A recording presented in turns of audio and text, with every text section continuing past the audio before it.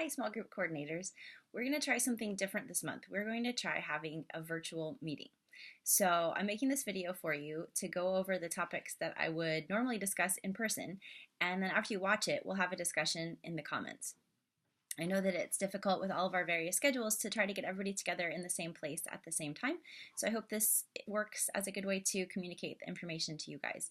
I could have written it all down, but I felt like it would be more personable and accessible if I recorded a video.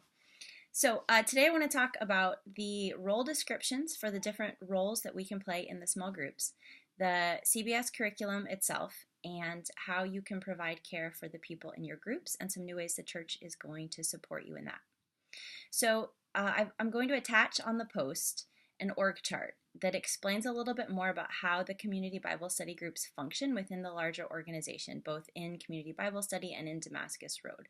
Our groups are both Community Bible Study groups and they're Damascus Road groups. So hopefully that, if you look at that org chart, it will help you see how the structure works and who supports whom and what the different roles are.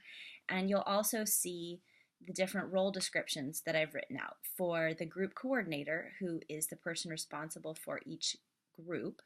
And then within that group, there's a host and a facilitator. And so see how those different roles fit together and what the responsibilities and expectations are for each of those. Some of you share the group coordination with each other, and some of you have one group coordinator and you share the other roles with each other. So see how that works for your group. I am the area coordinator, so I'm all over all the groups in this area. So I want to set you guys up for success, and the best way that I can do that is to clearly communicate the expectations that I have for you as small group leaders at Damascus Road. And then I want to provide the training and the ongoing support that you need to help you meet those expectations. So anytime that we serve in ministry, it's a chance to learn and grow and be mentored and be discipled and develop our spiritual gifts. So I want to make sure to create the best possible environment for you to have that kind of personal growth. As a Bible study coordinator at Damascus Road. So let me know what questions you have about the role descriptions and the expectations and the org chart. You can post those in the group and I can answer them so everyone can see and share in that information, or you can message me privately and I'll try to answer whatever questions you have after reading the documents. So that's the role descriptions and the org chart. Now regarding the CBS curriculum. So I and my husband together started Connect Groups at Damascus Road when we first got here 5 years ago, and I've been running small groups at Damascus Road ever since then. And in those 5 years, I have tried every possible kind of group format and curriculum for the group. Some were more successful than others. So here are a few reasons why the church leaders at Damascus Road have decided to use community Bible study materials and why I think it's a good choice for our church.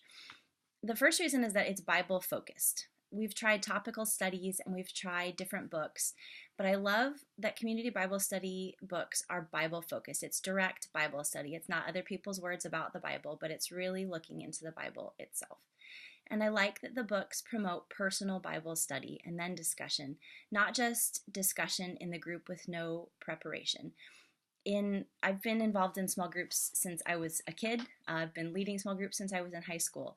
And I've seen that in groups that are discussion focused, there can be a tendency to what my husband calls pushing around poo with a toothpick. If people come without preparation and we throw out a few Bible texts or a lesson in the group and then we all start discussing, what ends up happening is a lot of times people will just discuss whatever crazy ideas or thoughts are coming to them without really making sure to root it in the Bible. Whereas when people have studied ahead of time and really looked at what the Bible says and then come to discuss it together, our conversation is much more biblically based. And I think that that's really healthy for spiritual growth. I have heard some crazy things said in small groups. And I love that in the community Bible study groups, we really can say, oh, okay, let's look at what the Bible says, or where do you find that in the Bible? And we've got it right there in front of us because we've all just studied it together. Also, because we're in the Netherlands and a lot of English language church curriculum is published in the United Kingdom or Australia or the United States, it's been very difficult for us to get books. International shipping is very expensive, and so we've had a challenge with getting material here in the past. I like that the community Bible study books can be printed here, as many as we need. and they're very cost effective. It's been the easiest and cheapest way for us to get books for us here of any of the curriculum options I've tried.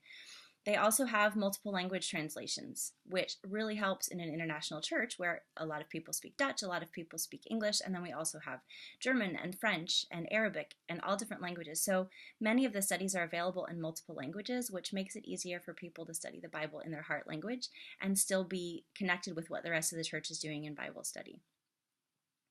I also like that the global study that we're using now is accessible for people of all cultures and education levels. People who've never studied the Bible before, as well as people who are very familiar with Bible study. And it works for outreach, people who've never opened the Bible before. These materials work for them. I also like that they're denominationally neutral. That's been a challenge in the past. A lot of times a church or a denomination or a group will produce a Bible study book, but it's very slanted with their particular theological take on something.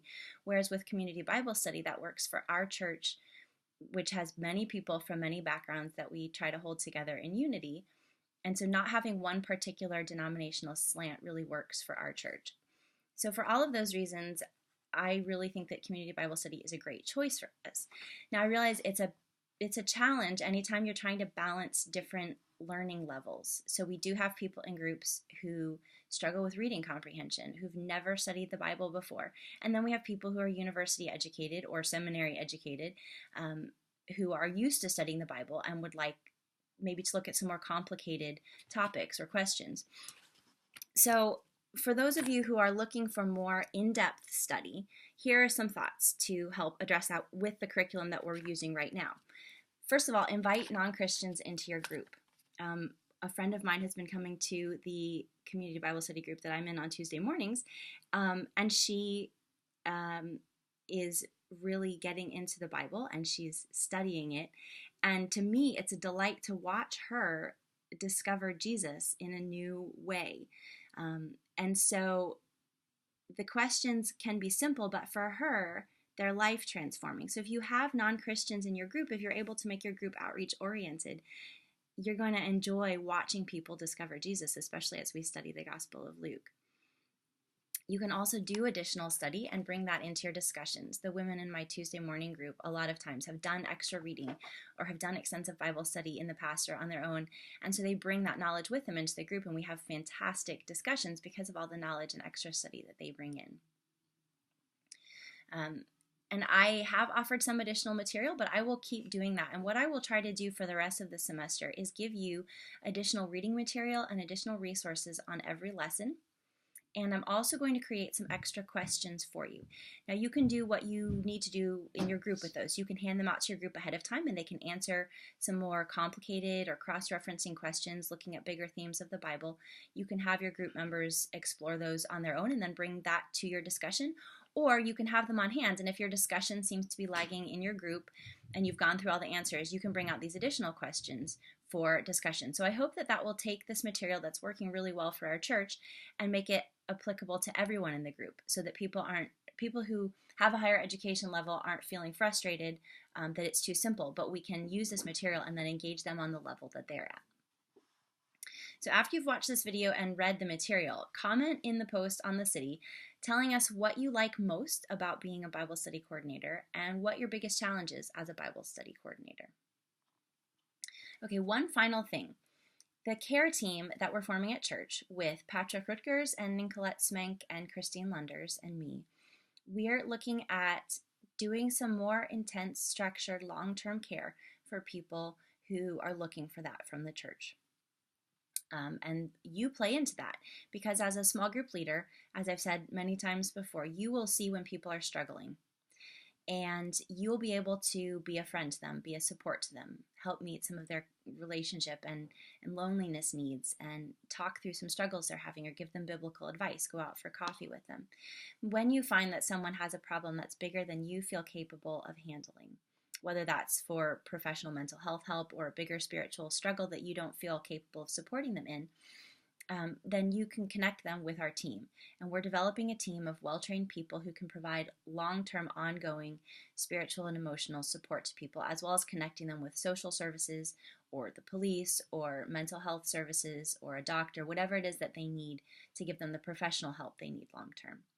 So over the next few months, over the next few years, we're going to continue to provide training and resources for you because you do need to know how to handle when someone is dealing with trauma, or when someone is coming out of abuse, or when someone is dealing with a loss in their family. To provide grief counseling. These are all situations that you're going to encounter in your groups, and we want to make sure you're trained and supported in how to help people because you'll see them as their Bible study coordinators. If you're really interested in providing this kind of care to people, please talk to me because we are looking for some more long-term care providers. So if you're interested in joining the team, we would love to have you on board. So I'm going to go to church early this Sunday, and I'm going to have coffee and breakfast. And if any of you want to come, if you're able to, if your schedule allows, meet up with me and we'll talk about any questions you have about your group, whether that's this material that I've just presented to you today, or anything else you want to discuss about your groups, any challenges that you're having, or anything you want to ask about theology, or anything you want to talk about your life. So for those of you who are interested, I will be there for more conversation before church starts on Sunday. Otherwise, make sure to comment to let me know that you've watched this post and read the material. And know that I appreciate you, I'm very grateful for you, and I am continuing to pray for you. Thank you so much for serving our church.